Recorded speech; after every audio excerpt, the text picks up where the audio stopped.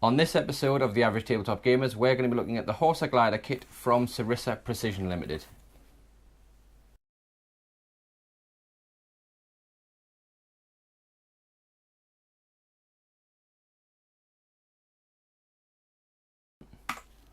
Hello, I'm Sven. I'm Lee. And today we're going to be looking at the Horsa Glider kit from Sarissa Precision Limited. There it is so we're again. going to be opening it up. Now we'll have a quick look at the pieces, then we're going to take it away and start building it, and the aim of today is going to be to see if we can build and paint this kit in one day.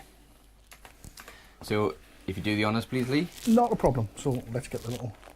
Which is very kind of you, Stephen, considering this is yours, isn't it? So this is the Horsa Glider kit that I got as part of the Ham and Jam limited edition Pegasus Bridge, which you may have seen us unboxing a little while ago on The Average Tabletop Gamers. We'll put a link below if you want to go and watch that video. Oh, and there's some of the weights that obviously some of them came out before when we were just precursory looking at the box. So yeah, so you get some steel counterweights, I think the steel counterweights to place into the floor of the glider, just I think to counterbalance it when we get the kit built. But as you can see, it's laser cut MDF. This is the first Sarissa Precision kit that I've worked on. I've built some other laser cut MDF before, and it actually looks quite thin MDF. I don't know what thickness that is, but it looks quite thin MDF, which should be nice to work with. 2 mil, I would say. That's a bit more than that. We'll get a micrometer out and have a look if you're really interested. Because we're precise. And so we've got a few different sheets, and it looks like the model is actually designed that it can be slotted together in a few different places. And as well as having the MDF, we've got some laser cut card sections as well. So we'll see how they go together. Sorry, this is the first bit that actually looks plainy. Yep. And that just got me excited for a second there, because it looks like a plane. So what we're going to do is we're going to take this away and we'll start building it. And if there's any interesting bits along the way, we'll come back here and let you know how we get on. So we're back. We have spent a few hours and we've got the basic construction complete. It does, so I'm going to twist it the wrong way. It does break into the 3 sections. So we can take the tail and the cockpit off from the fuselage. And you see there. So one thing to note when you're doing this, and it's what we've learned, I guess, the first time we've done one of these kits, and it was Lee that figured this one out, is so there's a card skin that wraps over the wings and the fuselage and the cockpit. Yeah, you pretty much gently want to run the craft knife down each one of the grooves, and then take the table edge and just take your time and fold it over the corner of the edge. Nice sharp edge to a table or a metal rule, and basically what it does is it makes much more pliable, really. What we found is when we come to do the tail section, because we spent a lot of time to do that, it literally just sat around it like material, which is what you want to do. So learn from us. Yeah, so that was a little bit. The brace, the main braces that go across the wings, very, very femmer, and basically I was trying to dry fit them, and then when I tried to take them apart, one of them snapped, and then when I tried to repair that, the second one snapped. So we've kind of had to bodge it a little bit. But hopefully, cardboard. Yeah, hopefully it's with the wheel struts in place as well. That will hold that together. The door is movable, but what isn't immediately clear from the instructions is how to actually build the door.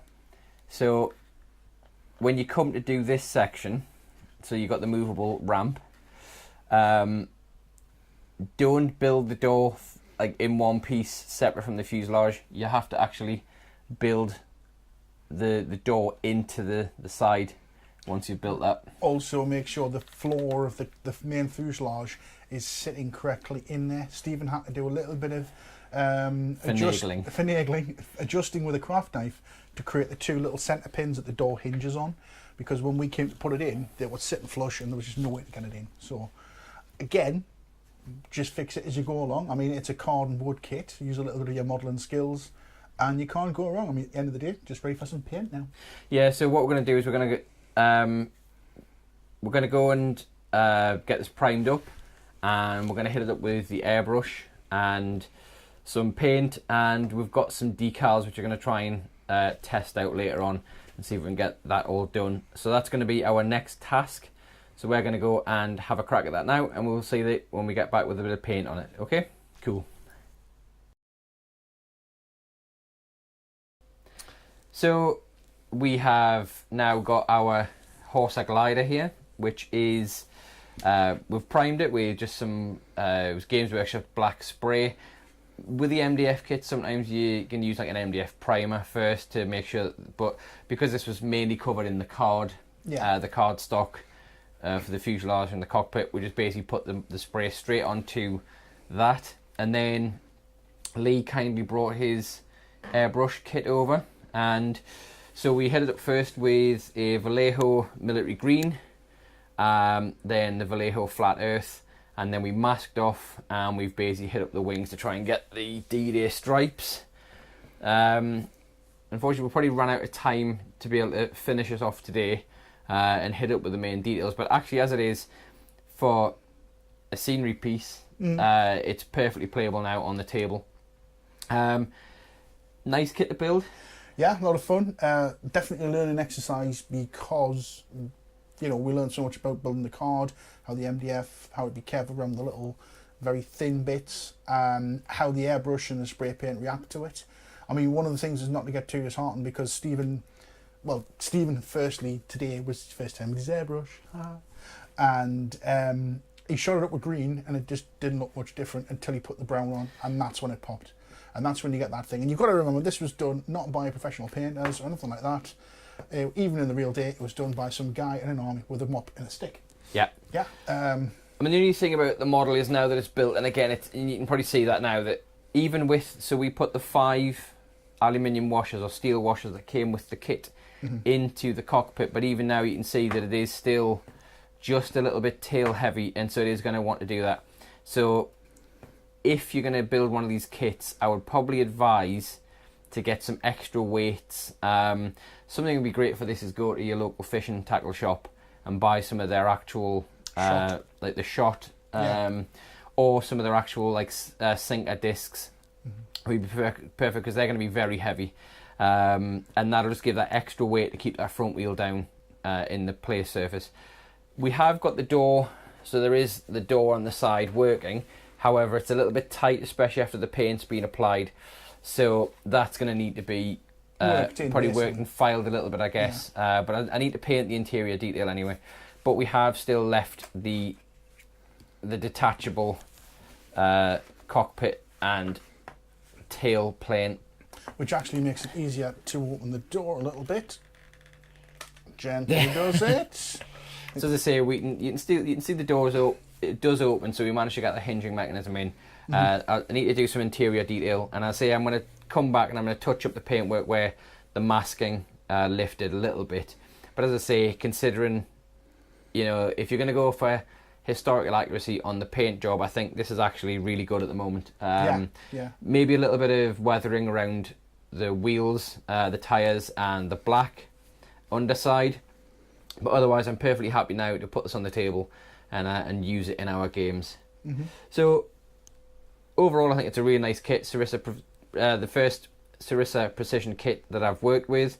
As I said at the start, I did think their MDF was a little bit finer, but actually I think that's a real benefit. It was much easier to work with, and I found when I was popping the individual pieces off the sprues, I was getting a nice clean cut, nice clean snap, which was great, and I wasn't getting any like the feathering where you get like the fibrous. No, it seemed to come off, and there's very little filing required just to take that nubs off. In fact, I think we could have got away with that if we felt lazy. We could have literally just left it as it was. I think it was the kit itself, the burning on the laser was so well done that it just cut straight through. It was very little to pop it out. But I would definitely go back for more Sarissa Precision, which is useful because we've got the rest of the Pegasus bridge box to build, including the cafes and the bridge and the pillbox. So we'll update you as we get around to tackling those in the near future. More airbrushing to do. Yeah, and I'm now a fan of the airbrush now that I've seen it used properly. I mean, this literally took us, I mean, without the mixing of the paint, fair enough, but the airbrushing itself for a basic undercoat for your camo and, you know, your basic mask off, which you can trim off and make neater and tidy because there's a couple of bits where it's overspilled over the mask. Well, basically that's 5 minutes. That's literally outside of the paint drying itself. And what you can do while you're waiting is you can sit with the airbrush when it's dried out and use that to help the paint dry just by blasting cold air over the top. Yeah, I mean, the entire paint job, including priming, has taken us, with drying time in there, it's taken us like 2 hours. And that was from priming the whole model, letting that dry, and then setting up the airbrush and actually putting the individual coats on. I say I may come back and do a bit of weathering on it. And we've got the decals. So with the kit, you don't actually get any decals. But what I did purchase was I did buy some some water slide sheets for an inkjet printer, and so I'm going to be trying those out to make the decals, because Warlord give you a downloadable PDF on the product page for the glider. Just watching you in case you snap that off now. No, I'm being gentle. It only, by the way, the twist on only one way, so don't force them, because they've got little nubs and there's like a little ramp on each nub, so make sure you twist it the right way, or else you'll just snap it all off. Not that I did that. So as I say, I'm gonna try this water slide paper that I've got, and as I said, Warlord have got on their website a PDF with the decals on. So we've got the roundels and you've got the tail fin markings. So I'll try and print those off on that water slide, and I might do that in a separate video just to show those and see how they actually work and how they go on.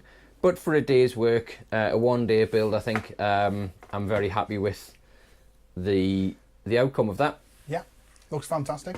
A lot of fun to do. Good way to spend a day off. And so that's been a one-day build, or a build and paint of the Horsa Glider from Sarissa Precision. If there's anything you want to see us tackle on camera, if you want to see us fumble our way through any other builds or paints, if you actually want to see us sitting in front of a TV and building this in time-lapse, you know, if you really want that punishment, please say so in the comments below. In the meantime, though, remember to like, share and subscribe to The Average Tabletop Gamers. We've got Facebook, Twitter and Instagram, as well as the YouTube channel. I'll put all the links below in the subject. But until then, until the next video, we shall see you very soon.